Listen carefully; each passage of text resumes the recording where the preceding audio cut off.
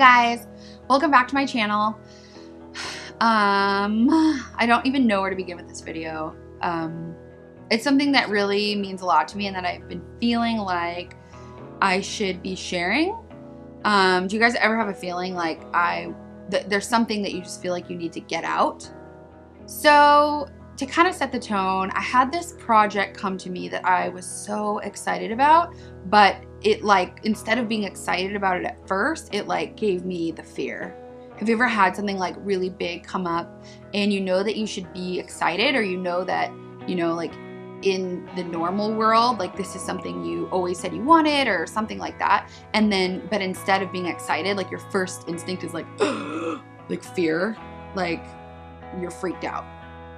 First of all, I think that that's a good sign. I think fear indicates that we have a lot of heart to put into something and that we actually care. So that's good. Whenever I have a friend approach me with a project like that, or they say they feel not equipped to do something, I feel like I always encourage them, because I feel like, shouldn't we go in the direction of our fear, and shouldn't we?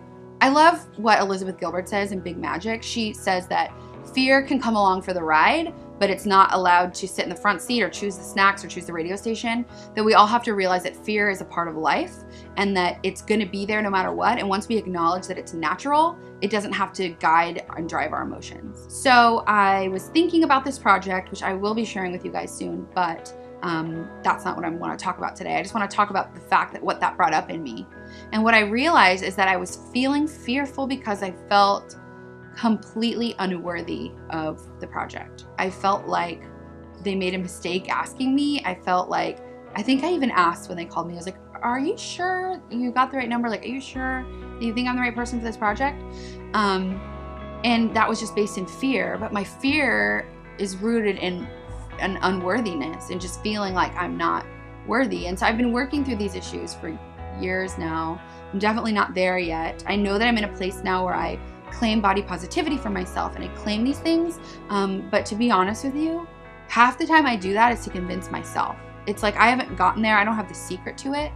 But one thing that I realized that I really feel like would help a lot of people is just this one tool that's really helped me get to a much better place where I'm starting to feel more positive about myself and filling up my own well with love, gratitude, and self-worth, so that I can pour out into others and share that with others. So something that I feel like a lot of people struggle with that we don't talk about is negative self-talk. That just means what you say to yourself in your head. So I know for me, growing up, I had this narration, this constant tape recording in my brain that would be kind of just narrating as I was going along. And I think we all have that to some extent. But I realized that so many women, and I am sure men as well, but lately I've just been, having women share their hearts with me and saying that this is something that really affects them every single day, is that we are talking really negatively to ourselves. We're treating ourselves in a way that we would never treat our friends. We would never treat our sisters, our family members, our mothers. We would never treat our children. And shouldn't we love ourselves and treat ourselves as well as everyone else? I think that people talk about taking care of yourself and being kind to yourself. And I think that's fine. You can have a spa day, you can get your nails done. But the real foundation of the work needs to start here. It needs to start here. I think sometimes we just have to fake it till we make it, and that includes talking to ourselves and really bolstering up our own self-esteem. Negative self-talk is when you're bullying yourself in your head and saying negative, bad things to yourself in your head. So does this sound familiar? You're driving and you're running late for something. Maybe you have a job interview or something and you forgot something at home. And you get in the car and you're like, oh, you idiot. Of course you forgot this thing. And oh, you look really fat today. And drive faster, you're late again. They're not gonna like you. There's no way they're gonna hire you. Oh my God, I can't believe I blew this again. This was such a big opportunity. So-and-so's gonna kill me. And you just kind of shame spiral out of control. And guilt and shame are such wasted emotions. They do absolutely nothing to better us or further us. What would you tell a friend in that situation? You wouldn't be like, yeah, you freaking loser. You blew it. I don't know what to tell you. You wouldn't say that. You would say, hey babe, I get it. I'm so sorry that this happened, but let's just put on a good radio station. I'll talk to you until you get there. You totally got this. Everyone understands LA traffic. Okay, next time you have an interview, let's FaceTime the night before and pick out your outfit. You would come up with constructive, loving answers, and you wouldn't just bash them. And so you shouldn't do that to yourself either. So I think the first thing that you need to do, so here's like my 3 points today about negative self-talk and loving ourselves. Step 1 is to identify the negative self-talk dead in its tracks. Like the second it happens, make note of it and decide to shift it immediately. And then the next thing is Joel Osteen talks about changing the channel. He says that it's like a remote control and you're watching trash cable TV and something comes on that you don't like. You're not just gonna leave it on. Just change the channel.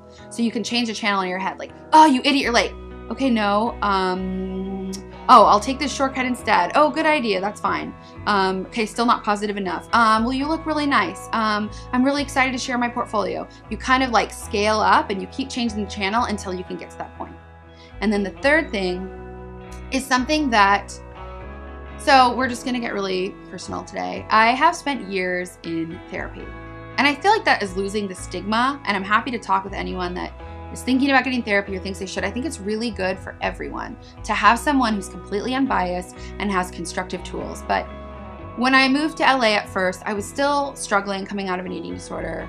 And I just had really negative thoughts in my head about myself, and I had really low self-esteem. And I met with a woman who was a therapist, but she was what they call a cognitive behavioral therapist. And so what they do is they give you the tools to work out whatever's going on in your brain. My therapist, Kim, used to call it my crazy brain. She's like, that's not you. That's like your crazy brain speaking. It's like, that's not actually you. So she would give me the tools to identify what positive thought patterns were, to stop negative thought patterns. So one of the things that she said was, whenever you're experiencing negative self-talk in your head, to imagine you're talking to yourself when you were a little child, 3 or 4 years old. Little Alex was so cute, and she had a really good fashion sense. But sometimes when I think about me as like a sweet little innocent child, I think about the fact my mom would never have talked to me that way. And I think some of us, of course, our parents do talk to us negatively, but if anything, I think that makes us more inclined to talk to our own children in a better way. So if it doesn't work for you to think about yourself as a kid, think about your future child or your child. How would you speak to them if they were in a situation where maybe they didn't make the best choice, or maybe they were just not feeling great about themselves? You would never say, yep, you suck, you're right, or like, you are so dumb. I can't believe you put the square peg in the round hole in your little toy in kindergarten. No, you would never say that. You would say, you almost got it, you're so close, like you got this, I know you can do it. We should not be treating ourselves any less than other people. We should not be pouring love into ourselves less than we're pouring love into other people. I think that if we all took the time to become our most if we took the time to become our most healthy, whole, well people, that this whole world would change and it would just become a ripple effect. There's a doctor that did this experiment with rice where he put 2 bowls of rice and he would speak love into one and hate and negative bad thoughts into the other, and he would speak them physically. And at the end of the experiment, one of the bowls of rice was like sprouting and green and like doing really well and actually like growing, and the other bowl of rice became like dark and dank and smelly and moldy. And people have recreated this on the internet. I recommend that you look it up if you're curious about it. All that to say, words have power. Words have power when you speak them. They carry energy. They mean things. That's why when you speak an intention into the world, it's so much more than saying, I want this to happen. Like, I want this for myself. Like, no, I intend to make this happen. That just feels more powerful. And I think the same thing is true in our heads. If we can convince ourselves how fabulous we are, we're not going to be, full of ourselves. Anyone who goes over the top and is very conceited is usually making up for a lack of self-esteem because they feel so badly about themselves. They feel the need to convince and coerce other people into believing they're so fabulous. If we can all come from a place where we know we are just as worthy as everyone else and we all have our own unique place in this world, we can all help each other and all succeed together. So I think the worst that can happen is you feel really good about yourself and you don't ruin your own day by being nasty and bullying yourself. And the best that can happen is you really convince yourself of the truth and you stop getting in the way of doing what you want to do. A friend said to me the other day, she's like, The only person standing in your way is you. And I realized that she was so right. Many people have things that are standing in their way, but we don't have time to let ourselves be an obstacle. Maybe you don't have the money, the resources, you know, maybe you're sick or there's something going on. There's enough external forces against us. We can't be against us. We don't have time for that, and we're not going to do that anymore. A good friend of mine, Jess, actually said this thing that I thought was so great. The other day I was in her apartment and I was negative self-talking out loud because I'm not immune to it. I've gotten so much better. The recording in my head no longer goes to that place automatically. But I did do something, and I think out loud I said like, oh, dummy or something. And she said, excuse me, don't talk to my friend that way. And it took me a second. I'm like, wait, what do you mean? And then I realized that she was saying like, you're my friend, I love you, and you're precious, and you are more deserving of speaking words of love into, and you do not have to beat yourself up over something this stupid. So, thanks so much for taking the time to watch this. I'd love to talk to you guys about it. If you have any thoughts, please feel free to email me. You can find me over on Instagram